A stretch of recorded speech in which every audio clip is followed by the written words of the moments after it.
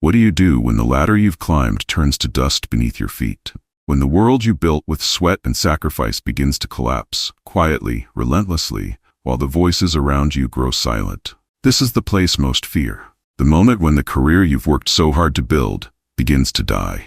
Not with fire, but with a slow, choking fade. The meetings stop, the calls vanish, the titles lose their weight, and you begin to wonder, have I become irrelevant? But the Stoics knew something the modern world forgets, that no storm can destroy a man who stands on inner stone. This video is not comfort, not another generic motivation. It is confrontation, a reckoning with the truths you've avoided, and the resurrection you can still choose. No matter your career or industry, whether you're a freelancer, a corporate office worker, or a self-employed entrepreneur, this video is for you. Subscribe and watch until the end to discover the 8 Stoic steps to rebuild a dying career, not through tricks or trends, but by forging an indestructible foundation within yourself. You may feel abandoned, discarded by an industry that moved on without you, betrayed by your own choices. You may be haunted by regret, but what you will gain here is not hope. It is armor. These 8 Stoic steps are weapons, not motivational fluff. They are forged from fire. They are what Roman generals used to lead in exile, what founders of global empires used when they had nothing but an idea and a deadline. Number 1. Accept what has died without mourning it. Don't seek for everything to happen as you wish it would, but rather wish that everything happens as it actually will. Then your life will flow well. Epictetus. The first step to rebuilding is burial. What you once were, the career you built, the title you held, must die, because trying to breathe life into the corpse of your past only creates rot. Stoics did not cling to what was. They aligned with what is. Steve Jobs was fired from Apple, his own creation. He didn't beg to return. He built Pixar. He forged a new path. When the world saw his worth again, it came back to him. Grieve if you must, but do it like a warrior. Then move forward. Write the eulogy of your past career. Bury it, and step into the arena reborn. Number 2. Rebuild your mind before your resume or portfolio. The happiness of your life depends upon the quality of your thoughts. Marcus Aurelius. The modern world urges you to polish your image, update your LinkedIn, add a new certificate, rebrand your pitch. But the Stoic begins not with the market, but with the mind. A broken man with a perfect resume is still broken.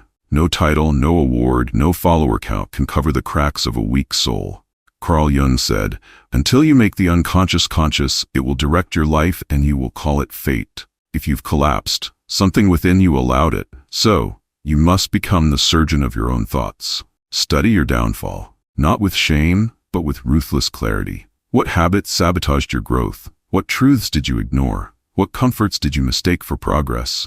And more importantly, what patterns, if left unchecked, will bring you right back to ruin? Look at Amazon during the 2000 crash. It could have folded. It could have chased trends. Instead, it restructured. It focused. It tightened its vision and expanded its edge. That's what you must do.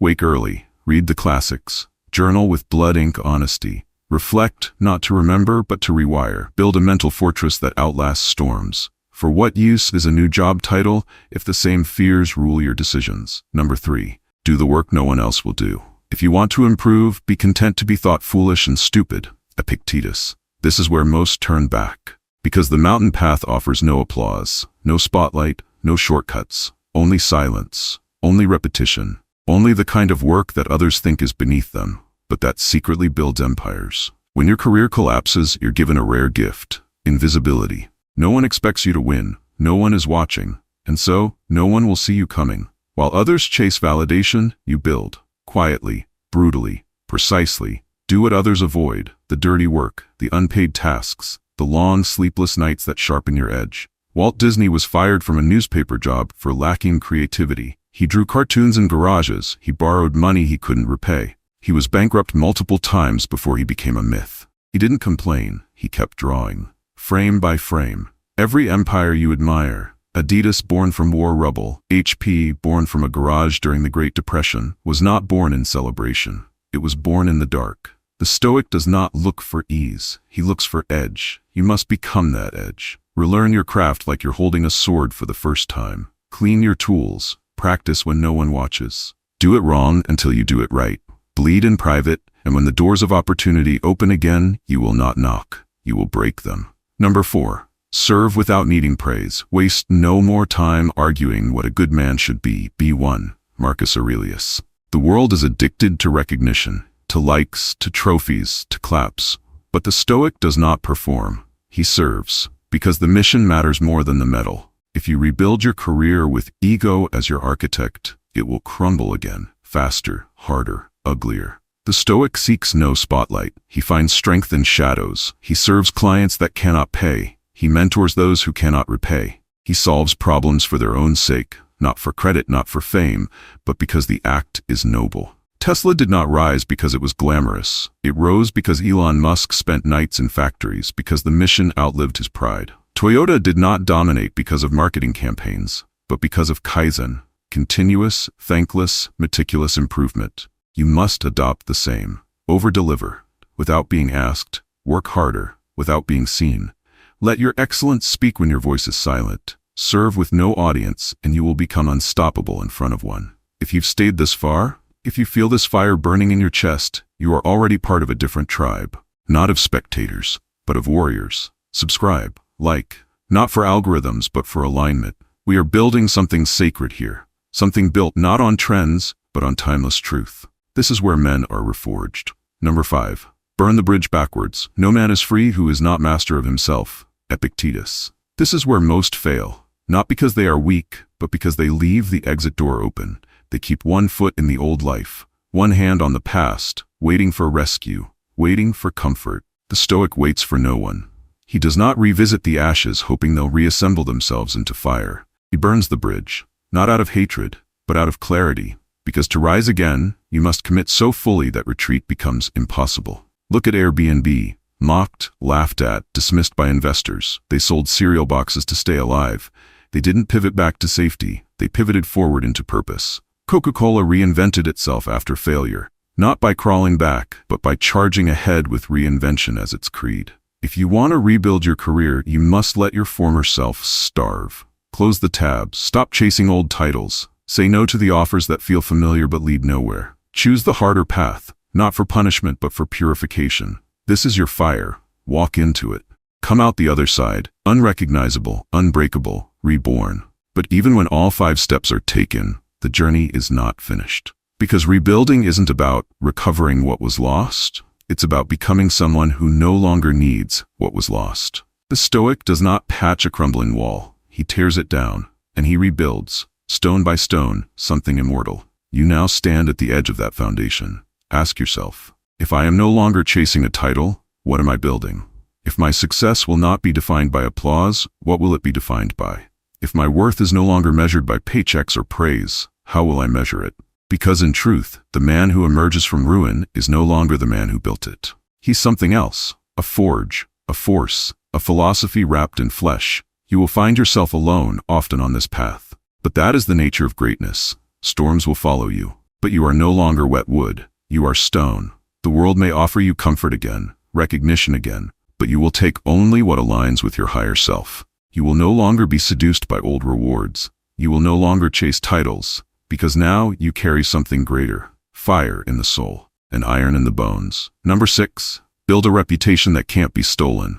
First say to yourself what you would be, and then do what you have to do. Epictetus. You've buried the past. You've reforged your mind. You've bled in silence and served without applause. Now it is time to build a reputation, not the kind written in bios or polished for press releases, but the kind that lives in whispered rooms, passed hand to hand. A reputation of depth, of reliability, of ruthlessness in the pursuit of truth. Because titles fade, markets crash. But when others speak your name behind closed doors and say, he shows up, he delivers, he doesn't fold, you've already won. Look at Microsoft in its darkest years, mocked, forgotten, stagnating. It didn't rebrand with noise. It rebuilt its reputation by solving problems, by serving developers, by showing up.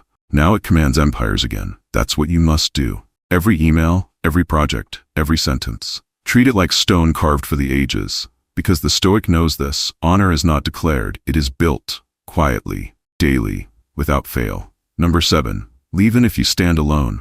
It is the power of the mind to be unconquerable. Seneca. This final step separates the common from the rare. The man who rebuilds his career for survival will plateau. The man who rebuilds to lead others, he becomes legend. You are no longer rebuilding for yourself alone. Others are watching, whether you know it or not. Your children, your team, the stranger who overheard your words. And one day someone will say, I kept going because you did. Marcus Aurelius ruled Rome during plague, war, betrayal. He wrote not speeches, but meditations, private instructions to keep himself aligned. He led not with noise, but with internal gravity. Be that, the lone traveler, the unmoved pillar, the man who walks into the storm so others can follow your footprints back to the light. You do not need followers to lead.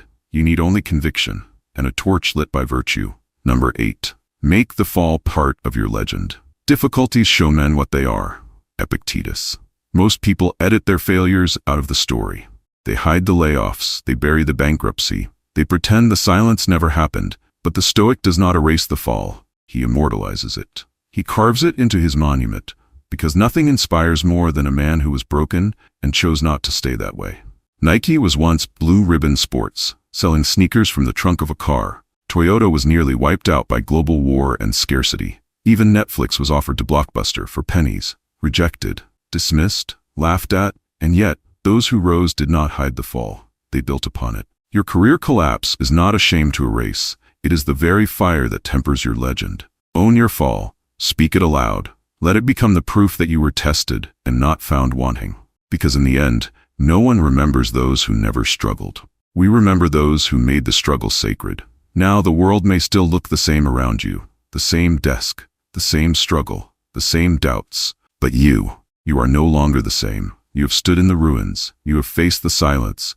You have chosen the harder path, not with bitterness, but with fire. And that choice has changed everything. So ask yourself now, if you rise again, this time without shortcuts, without the need to impress, who will you become? What title, what mission, what impact would make every hardship worth it? Comment below, speak it into existence. Let your first words be the foundation of what comes next. And if this fire inside you still burns, still hungers, still aches for more, then you are ready for the next teaching, the next lesson of the ancients, the next unflinching truth. Watch the next video. Let it strike the stone within you and forge the next chapter. Subscribe, not because you need more noise, but because what we build here is not content, it is a code.